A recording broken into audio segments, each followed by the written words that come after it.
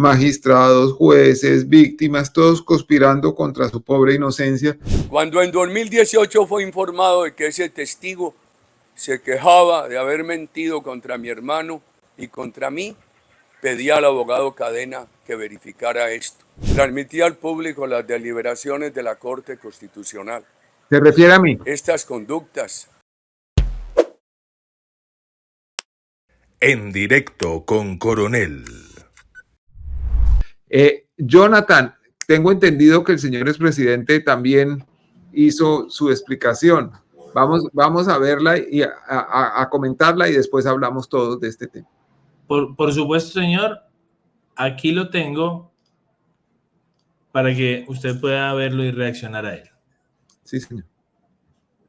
A juicio, antecedentes judiciales, dos fiscales con quienes ninguna relación he tenido a lo largo de mi vida, ambos de larga carrera judicial, no encontraron mérito para acusarme, propusieron preclusión. Varios procuradores con quienes ninguna relación he tenido apoyaron esas solicitudes de preclusión. Una juez de la República dijo que el proceso tenía que empezar desde cero, porque la indagatoria de la Corte no es equivalente a la imputación de la Fiscalía. En un fallo de tutela, la Corte Constitucional, en una votación 5-4, asimiló absurdamente la indagatoria a la imputación. El magistrado ponente, Alejandro Linares, filtró la ponencia a un periodista amigo suyo. También el magistrado Linares reconoció haber recibido llamada de Juan Manuel Santos cuando se tramitaba el caso. Además de la filtración de la ponencia, el mismo periodista beneficiario transmitía al público las deliberaciones de la Corte Constitucional. ¿Se refiere a mí? Estas conductas que violan ampliamente el reglamento de la Corte le quitan toda la validez moral al fallo de tutela que debió ser anulado. Las diferencias entre la indagatoria y la imputación son muchas. En la indagatoria hay una serie de preguntas. En la imputación presentan los hechos relevantes y las normas jurídicas presuntamente violadas.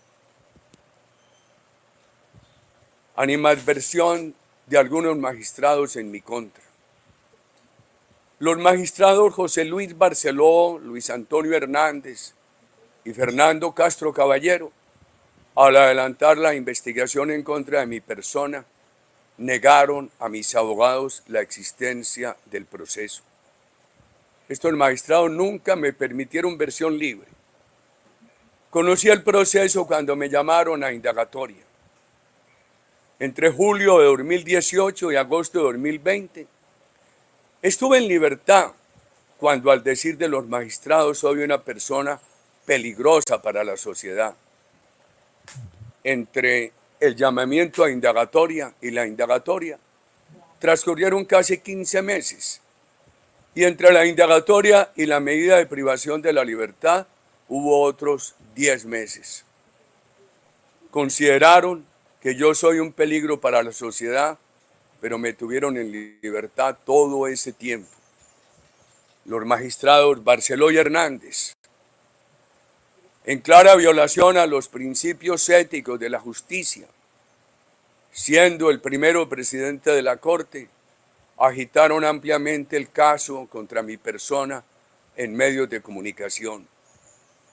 El magistrado Barceló se atrevió a llamar a un programa radial a decir a quienes allí intervenían que yo había renunciado al Senado para evadir la Corte porque ellos me tenían agarrado. Los magistrados Barceló y Hernández agitaron en un programa de televisión de la mayor audiencia el caso contra mi persona. El magistrado Castro Caballero, al terminar su periodo en la Corte, asumió el poder de unas personas que me conocen. Estas personas le dijeron que tenían buen concepto mío, que porque este proceso contra mí, con ligereza contestó que porque yo tenía varios teléfonos. no he tenido sino uno. Los 3 magistrados que adelantaron el proceso contra mí participaron en la elección de los magistrados que me pusieron preso. Hoy, el magistrado Barceló, el ex magistrado Barceló, ante los mismos magistrados que contribuyó a elegir, los que me pusieron preso, según informes de medios de comunicación, defiende políticos. El ejercicio profesional del doctor Barceló como abogado litigante es buscar ante los magistrados que ayudó a elegir la condena de políticos como mi persona y la absolución de otros. En el medio de abogados y la justicia se conoce la animadversión del magistrado Luis Hernández contra mi persona. El magistrado Hernández acaba de terminar su periodo en la Corte y fue promotor de la elección de la nueva fiscal, que se eligió también con el voto del magistrado Hernández. Además, el nuevo fiscal coordinador de fiscales ante la Corte actuaba como magistrado auxiliar del magistrado Luis Hernández. La nueva fiscal general de la Nación, además, ha trabajado muy cercana al ministro de Defensa. Fue su segunda en la misión de Guatemala, que yo critiqué bastante. No obstante mi prudencia, que ha llegado hasta el punto de no mencionar al ministro de Defensa en este tiempo del gobierno Petro, para nadie es un secreto la animadversión del señor ministro contra mi familia y para conmigo. Además de las causales taxativas de impedimentos, también hay causales éticas en las circunstancias políticas de Colombia. El magistrado ponente de mi encarcelamiento, César Reyes, trabajó con el gobierno Santos en el proceso de La Habana, del cual yo fui uno de los más visibles opositores. El día de la indagatoria se jactaba haciendo entrar periodistas a la corte, incluso fotógrafos a la sala donde sucedía la diligencia. El magistrado César Reyes fue compañero de trabajo de la esposa de mi acusador, el senador Cepeda. El magistrado César Reyes fue muy activo para aceptar la recusación contra una magistrada que había sido integrante del ejército, pero nunca tuvo la decencia de revelar sus impedimentos políticos, que claramente son impedimentos éticos. Mi único afán fue buscar la verdad y verificar los informes que me llegaban de manipulaciones de políticos para afectar mi puesto preso y condenado por la justicia por secuestro y otros delitos durante el gobierno que presidí, dio la declaración al senador Cepeda en contra de mi hermano y de mi persona, 14 años después de haber terminado mi periodo como gobernador de Antioquia. En otro proceso dijo que no me conocía y además nada declaró en mi contra. Otro testigo, Alberto Guerrero, alias Pepintá, puesto preso y condenado por la justicia durante el gobierno que presidí, también le declaró al senador Cepeda. Expresó ante la fiscalía que lo que sabía de mí era por rumores que había escuchado. Es evidente la amistad del senador Cepeda con el testigo Monsalve. Por lo menos están en evidencia 7 reuniones entre ambos. Además está probado y no refutado que el senador Cepeda intervino para que al testigo Monsalve no lo trasladaran a la cárcel de Valledupar. Prueba de que nunca tuve interés en buscar al testigo Monsalve es que entre 2011, cuando le dio esa declaración al senador Cepeda, y 2018, nadie lo buscó en mi nombre. Cuando en 2018 fue informado de que ese testigo se quejaba de haber mentido contra mi hermano y contra mí, pedí al abogado Cadena que verificara esto. Como lo he dicho a lo largo de estos años, lo único que hice fue buscar que se verificaran las informaciones que me llegaban de acciones en contra de mi reputación. La Corte ordenó interceptar el teléfono de otra persona, pero interceptaron el mío. Ya tarde aceptaron el error y me desconectaron. Es clara la premeditación para interceptar mi teléfono. ¿Cómo lo acredita? Que después de que el operador dijo que aparecía la voz mía y no la de la persona cuya interceptación ordenaron, la Corte ordenó que continuara. Esto es premeditación. Unas interceptaciones ilegales a mi teléfono no han tenido ningún efecto frente a los magistrados que las ordenaron y mantuvieron. Todas las pruebas que se recaudaron se enviaban a la Corte, sin modificaciones y sin ediciones. Incluso para que no hubiera modificaciones, se mandaban las que estaban en manuscritos. Sin embargo, la Corte presumió que eso se le mandaba para inducirla a engaño. Siempre pedí la verdad. Nunca pedí mentir ni callar. El pedido de verdad, que obra reiteradamente en las intervenciones, en las comunicaciones ilegalmente interceptadas, llevó a la Corte a presumir que eso era una apariencia de mi parte, una simulación.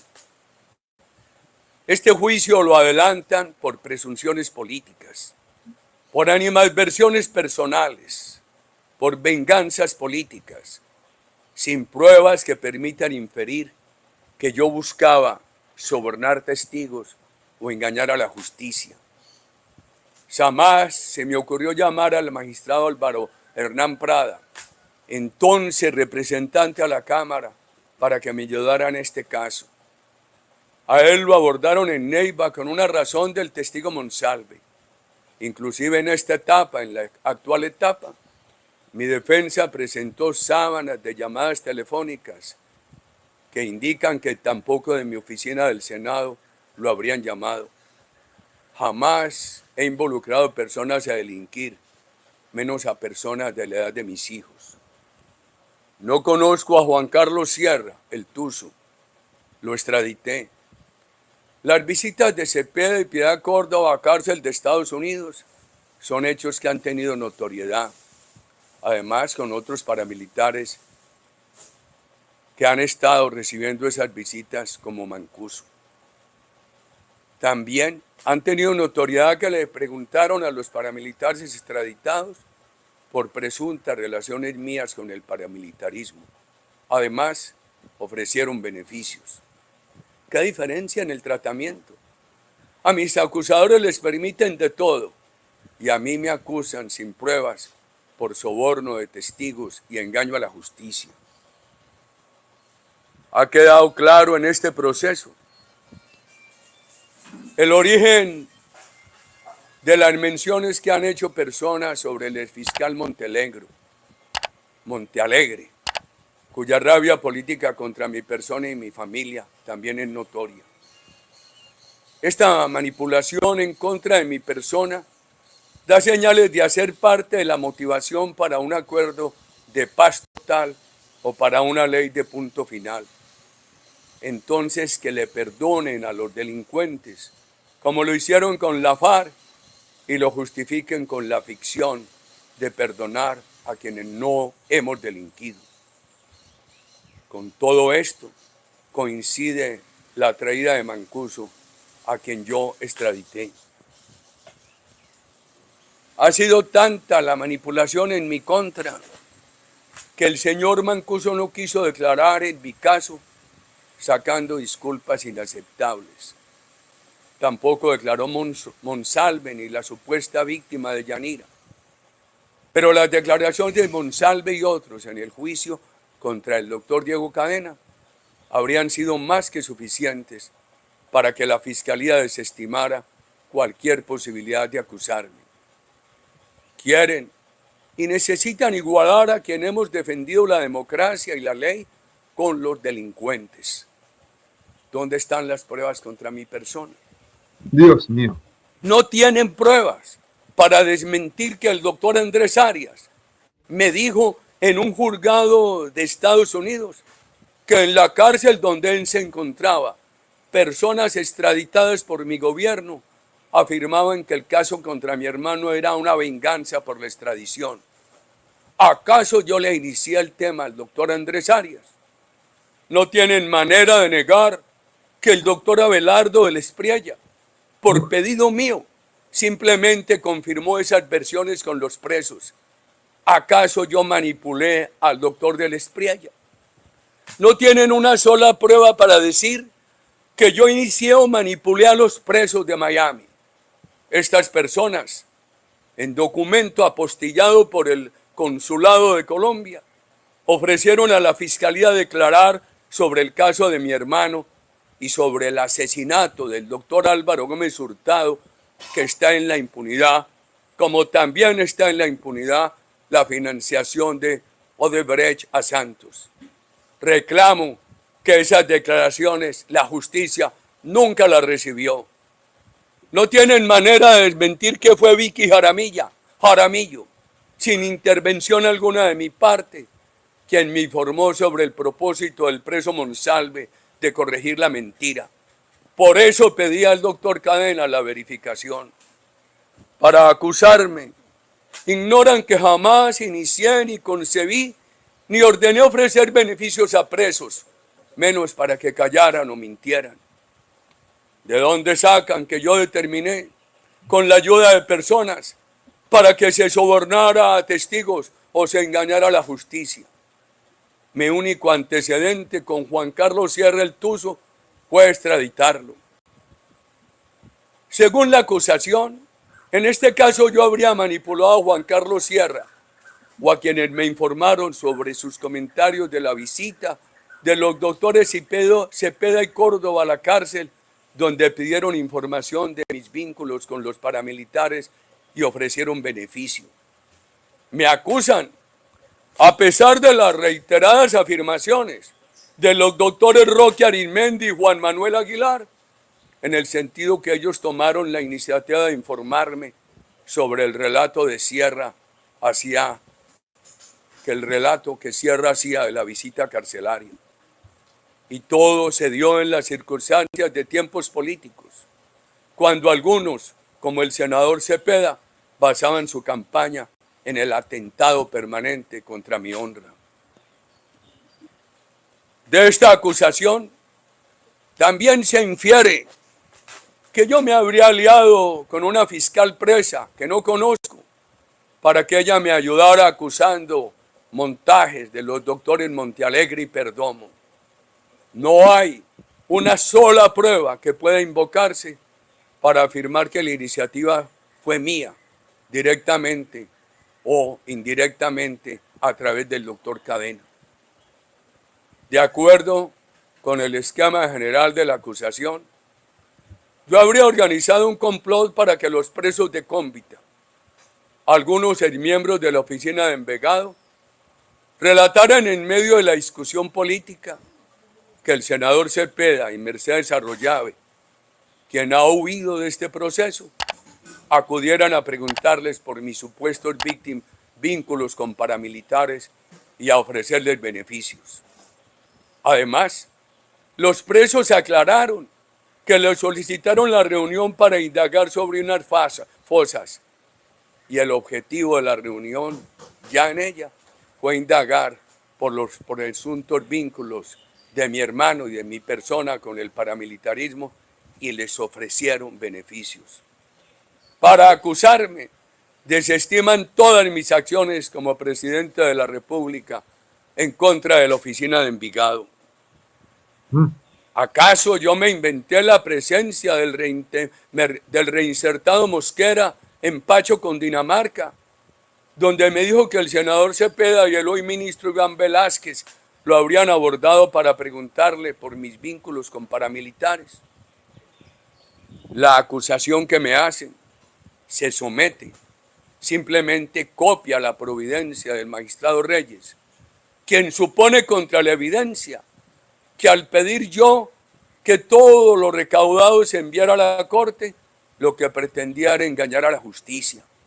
¿Significa esto que yo habría tenido que guardar todo el acervo probatorio, que no debí mandarlo a la corte, la institución competente para examinarlo.